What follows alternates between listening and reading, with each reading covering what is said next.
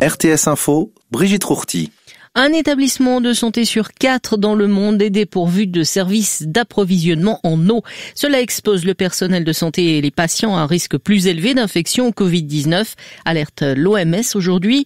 Environ 1,8 milliard de personnes se rendent ou travaillent dans des établissements de santé ne disposant pas de services d'approvisionnement en eau de base, avertissent l'Organisation mondiale de la santé et le Fonds des Nations unies pour l'enfance, l'UNICEF, dans un rapport conjoint basé sur les données de 165 pays.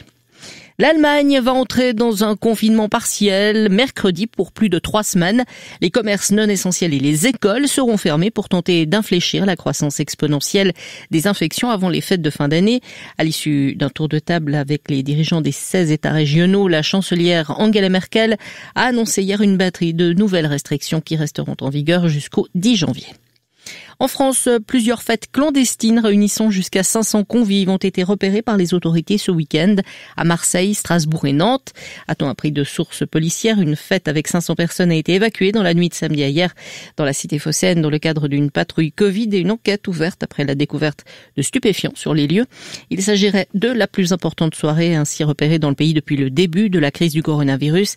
Après un rassemblement de 300 à 400 personnes mi-novembre lors d'une fête privée dans un pavillon d'une zone résidentielle de Joinville-le-Pont. Un groupe de parlementaires républicains et démocrates du Congrès devrait formellement soumettre aujourd'hui un texte prévoyant un plan de soutien à l'économie américaine de 908 milliards de dollars. Selon une personne au fait du dossier, la proposition de stimulus va être scindée en 2 ensembles budgétaires distincts dans l'espoir de convaincre les 2 chambres du Congrès. Entre 500 et 1000 personnes ont manifesté hier à Berne contre les mesures prises pour lutter contre la pandémie. Ils ont sillonné la ville en petits groupes de 10 à 15 personnes jusqu'à 17h. La manifestation n'était pas autorisée, raison pour laquelle les participants se sont ensuite divisés en petits groupes, a indiqué la police cantonale bernoise. Ils se sont d'abord réunis sur la place fédérale sans porter de masque. En football, enfin, Neuchâtel Xamax a finalement décidé hier de se séparer de son coach Stéphane Anchaud.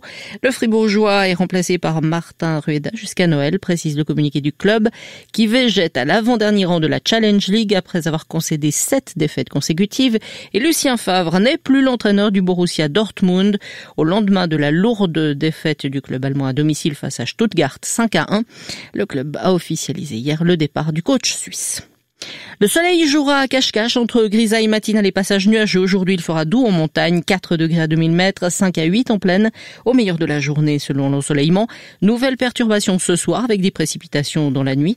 Demain, ciel souvent très nuageux, il pleuvra du Jura aux Préalpes. La limite de la neige s'abaissera de 2000 à 1400 mètres en fin de journée. Vous écoutez RTS Info, je vous retrouve pour un nouveau bulletin à 4 heures.